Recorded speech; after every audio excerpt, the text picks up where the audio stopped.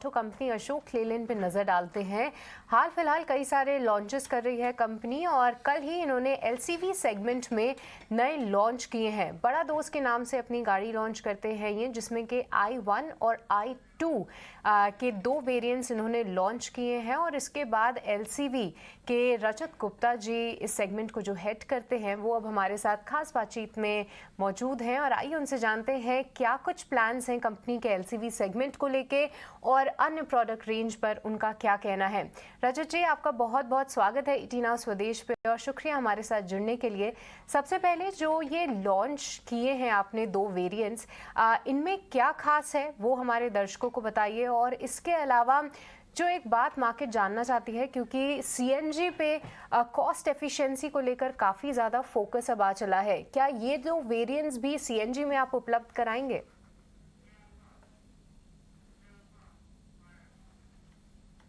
जो हमारा बड़ा दोस्त प्लेटफॉर्म लॉन्च हुआ था वो सारे कस्टमर के एक्सपीरियंस को ध्यान में रख के लॉन्च हुआ था 2 साल पहले। और जब हमने लॉन्च किया था वो 3 टन और 3.5 टन सेगमेंट में लॉन्च किया था।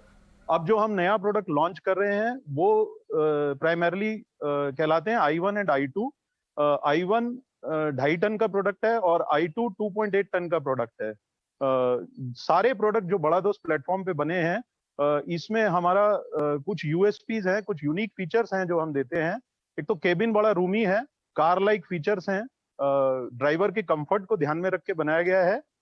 कार में चढ़ने और व्हीकल में चढ़ने और उतरने के लिए बिल्कुल परेशानी नहीं होती। और आप सब जानते होंगे कि ड्राइवर जो है कम से कम 200 से 250 किलोमीटर रोज गाड़ी चलाता है, तो उसकी कंफर्ट को ध्यान में रख के सस्पेंशन बनाए गए हैं जिससे उसको बिल्कुल भी थकान महसूस नहीं होती। उसके अलावा ये प्रोडक्ट्स इसमें इंडस्ट्री फर्स्ट लोड बॉडी है जिसमें लोडिंग का ख्याल रखा गया है। और इन सब बातों को ध्यान में रखते हुए कस्टमर का जो अर्निंग है वो ओवरऑल बहुत बढ़िया होगा। एंड सीएनजी प्रोडक्ट के बारे में आपने पूछा, तो अभी हमारा दोस्त सीएनजी अवेलेबल है और आने वाले 4-5 महीने में सारे प्रोडक्ट सीएनजी में आ जाएंगे। रजत जी नमस्कार, अभिषेक बोल रहा हूँ। आपका तरीका बड़ा अच्छा लगा ये हमसे इंटरव्यू देने का ये। और एक और चीज़ है कि इस सेगमेंट में जो गाड़ियों के नाम होते हैं रजत जी बड़े इंटरेस्टिंग होते हैं। टाटा की तरफ से आएगा, उसका नाम था छोटा हाथी। एक उनका प्रोडक्ट है, उसका नाम था योद्धा। आपने नाम रखा है बड़ा दोस्त। आपसे ये समझना चाहेंगे कि इस प्रोडक्ट से आप किस तरह की सेल्स वॉल्यूम की उम्मीद कर रहे हैं, आप क्या उम्मीदें हैं आपकी इससे? सेल्स वॉल्यूम हमारा अभी बड़ा दोस्त जो है 35,000 व्हीकल हम सेल कर चुके हैं। और the way it is growing, मेरे को लगता है कि ये हमारे प्रोडक्ट पोर्टफोलियो को आगे बढ़ाएगा और हमारा जो मार्केट शेयर अभी 20% के ऊपर है उसमें ग्रोथ मिलेगी। ठीक है रजत जी, अगर हम आपसे एलसीवी सेगमेंट पे बात करें, हम देख रहे थे कि कुछ जो हैं आप लॉन्चेस भी अपने इसी पर्टिकुलर सेगमेंट पे फोकस करते हुए कर रहे थे, पर आने वाले समय में जो फेस्टिव सीज़न आ रहा है उसको लेकर आपकी क्या उम्मीदें हैं? और साथ ही मंथ ऑन मंथ बेसिस पे अगर आप कुछ हमें बता पाएँ कि क्या ये जो ट्रेंड है वो सुधरता हुआ नज़र आ रहा है और आगे की चाल आउटलुक को लेकर आप कैसे बताएंगे? इस बार एलसीवी सीजन एक एलसीवी का फेस्टिवल सीजन एक यूनिक तरीके से हुआ है जिसमें गणेश चतुर्थी 31 तारीख को शुरू हो रही है और दशहरा लास्ट वीक ऑफ सितंबर में है। उसके अलावा दिवाली अबाउट 22 अक्टूबर।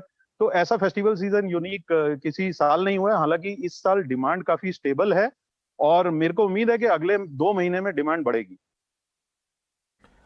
रजत जी, हमने देखा है कि आपके मार्जिन पर, और ये इंडस्ट्री का भी खैर ट्रेंड रहा है कि थोड़ा सा प्रेशर रहा है और इसकी वजह ये रही कि जिस तरह से कमोडिटीज़ की दाम ऊपरी स्तरों पर रहे हैं।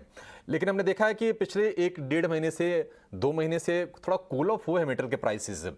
क्या हम ये उम्मीद करें कि इस क्वार्टर में मार्जिन में हम इम्प्रूवमेंट देखेंगे? और आप आंकड़े आपको क्या लग रहा है कि किस तरह के आते हुए आगे दिखेंगे?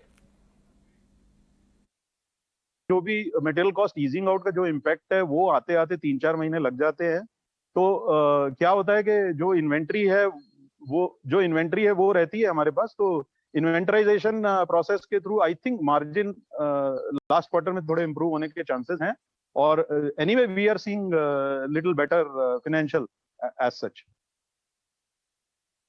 तो आगे मार्जिन का ट्रेंड भी पॉजिटिव रह सकता है और साथ ही फाइनेंशियल्स भी कंपनी के सुधरते हुए नजर आ रहे हैं। और रजत जी, भरोसा भी है इस पे, क्योंकि किस तरीके से कंपनी लॉन्चेस कर रही है और क्या अच्छा रिस्पांस मिल रहा है उनको। पर एक और फैक्टर जो कि पूरे ऑटो इंडस्ट्री के लिए था, वो थी चिप शॉर्टेज की दिक्कतें।